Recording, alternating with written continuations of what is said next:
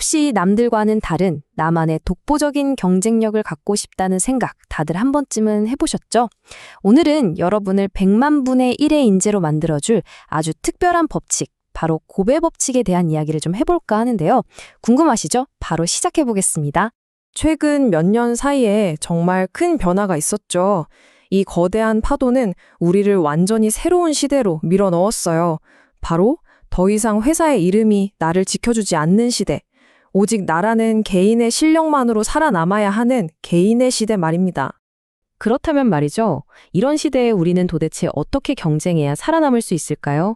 오늘 모두가 부러워하던 화려한 커리어를 싹 다 버리고 밑바닥부터 다시 시작한 한 남자의 이야기를 통해서 그 힌트를 한번 찾아보려고 해요.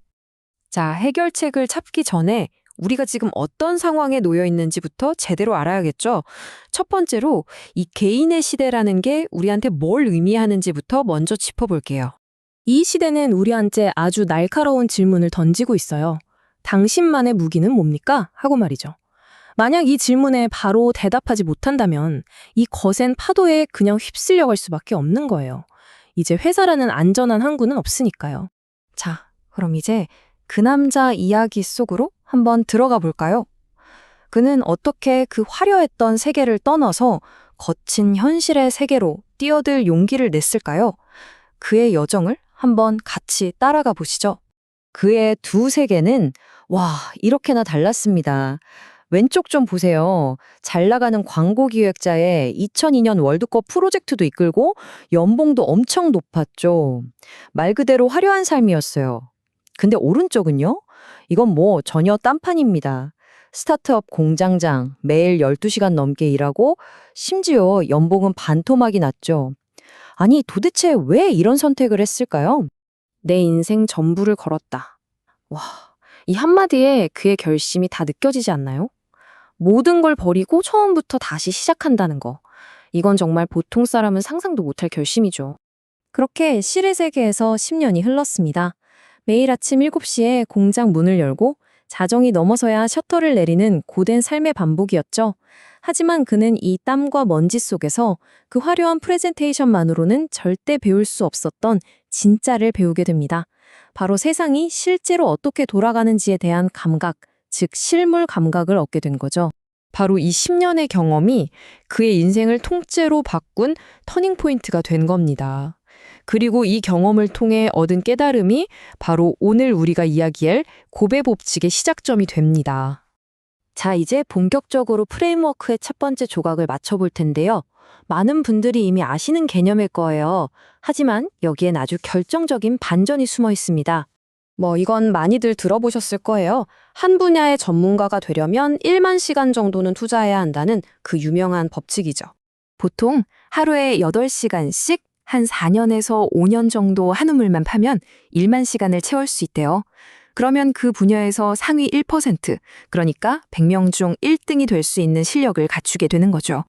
근데요, 바로 여기에 함정이 있습니다.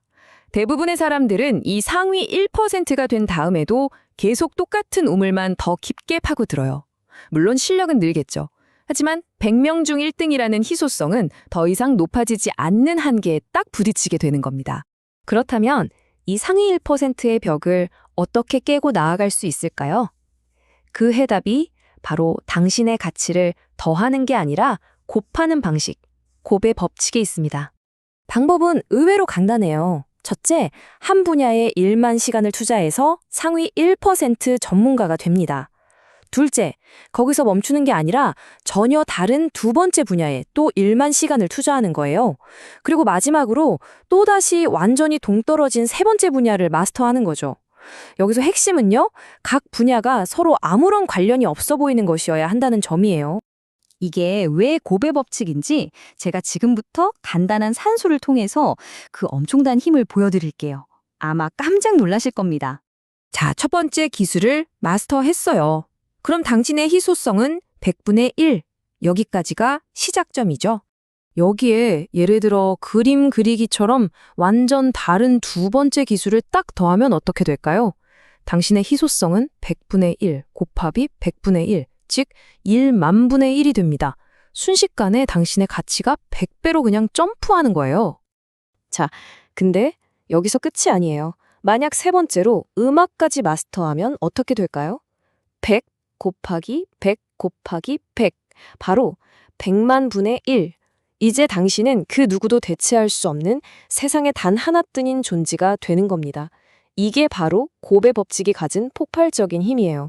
자, 그럼 100만 분의 1이라는 희소성, 이게 대체 어느 정도의 가치일까요? 마지막으로 대체 불가능한 존재가 된다는 게 어떤 의미인지 한번 알아보겠습니다. 와, 이 그래프 좀 보세요. 진짜 소름 돋지 않나요? 우리가 보통 천재의 영역이라고 생각하는 올림픽 메달리스트의 희소성이 100만 분의 1이래요. 그런데 평범한 사람이라도 꾸준한 노력으로 세계의 다른 분야를 마스터하면 올림픽 금메달리스트와 똑같은 희소성을 가질 수 있다는 겁니다. 정말 놀랍지 않아요? 이제 우리의 목표를 완전히 바꿔야 해요. 최고, 더 베스트가 되려고 애쓰지 마세요. 아무도 따라할 수 없는 유일한 존재, the only one이 되어야 합니다.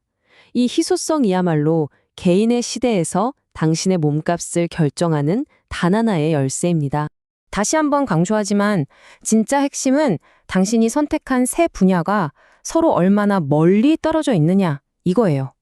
예를 들어 그래픽 디자인, UX 디자인, 코딩처럼 서로 비슷한 분야를 선택하면 이 삼각형의 넓이가 좁아져서 희소성이 확 떨어져요.